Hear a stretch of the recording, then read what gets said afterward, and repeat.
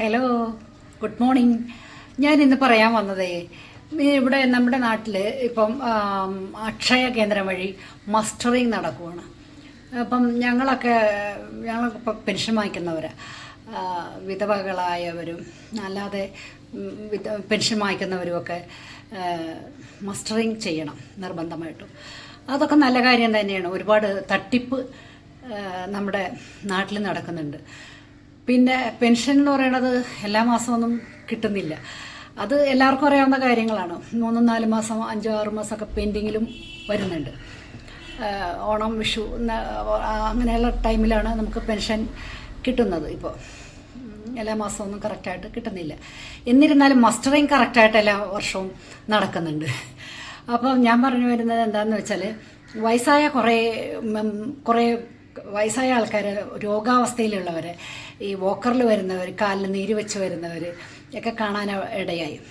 ഭയങ്കര തിരക്കും, കഴിഞ്ഞ പ്രാവശ്യങ്ങളിലൊക്കെ ഭയങ്കരമായ തിരക്കുകളായിരുന്നു. ഇപ്പം തിരക്ക് കുറച്ച് കുറഞ്ഞിട്ടുണ്ട്. എന്നിരുന്നാൽ പോലും കുറേ വയസ്സായ സുഖമില്ലാത്ത അവസ്ഥയിലിരിക്കുന്ന ആൾക്കാരെയും കാണാനിടയായി. അപ്പം ഈ കൗൺസിലർമാരും മെമ്പേഴ്സൊക്കെ പറഞ്ഞു, നമ്മുടെ വാർഡിൽ ഞങ്ങൾ വീട്ടിൽ വന്നോളാം, സുഖമില്ലാത്ത ആളെ, മുട്ടിന് ഓപ്പറേഷനൊക്കെ കഴിഞ്ഞിരിക്കുന്ന ആൾക്കാർ വരണ്ട എന്നാണ് പറഞ്ഞത്. അത് നല്ല കാര്യം തന്നെയാണ്. പക്ഷേ പിന്നെ വേറെ സ്ഥലങ്ങളിൽ അവർ ശ്രദ്ധയിൽപ്പെടുത്താത്തത് കൊണ്ടല്ലേ ഈ വയസ്സായ പിന്നെ ഒട്ടും നടക്കാൻ വയ്യാത്ത ആൾക്കാർ ഈ ഓട്ടോയിലാണെങ്കിലും വണ്ടിയിലാണെങ്കിലും ദൂരത്തുനിന്നൊക്കെ വന്ന് ഈ സാധനം ചെയ്തിട്ട് പോകുന്നത്. നമ്മുടെ നാട്ടിൽ ടെക്നോളജി ഒരുപാട് വളർന്നു. നമുക്ക് എന്താ ഇപ്പോൾ പറ്റാത്തത്? നമുക്കൊരു കമ്പ്യൂട്ടർ തുറന്നു വെച്ചാൽ എല്ലാം ചെയ്യാൻ സാധിക്കും. എവിടെ ഇരുന്നാണെങ്കിലും എല്ലാം അറിയാൻ സാധിക്കും. എന്നിട്ടും എന്തിനാണ് ഈ വയസ്സായവരെയും ഈ രോഗാവസ്ഥയിലുള്ള നടക്കാൻ വയ്യാത്തവരെയും എന്തിനാണ് ഇങ്ങനെ ബുദ്ധിമുട്ടിക്കണത്? അത് മേലധികാരികളൊന്ന് ശ്രദ്ധയിൽപ്പെടുത്തണമെന്ന് ഞാൻ വിനീതമായി അപേക്ഷിക്കുന്നു. ഇതൊക്കെയാണ് എനിക്ക് പറയാനുള്ളത്. ഇന്ന് ഞാൻ കണ്ടതുകൊണ്ട് ഞാൻ എല്ലാ വർഷവും കാണുന്നതാണ്.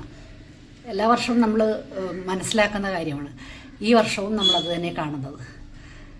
നമുക്ക് ആരോഗ്യമുള്ളവർക്ക് പോകുന്നതിന് യാതൊരു ബുദ്ധിമുട്ടുമില്ല, ഒരു നടന്നു പോകുന്ന ദൂരമുള്ളൂ. പക്ഷെ അതല്ല, ഇതിന് 10 അടി വെക്കാൻ പറ്റാത്ത ഒരുപാട് ആൾക്കാരെ നമ്മൾ കാണാൻ സാധിച്ചിട്ടുണ്ട്. അവരെയൊക്കെ എന്താ അവർക്ക് ചെയ്തു കൊടുക്കാൻ നമ്മളെ കൊണ്ട് സാധിക്കുന്നത്?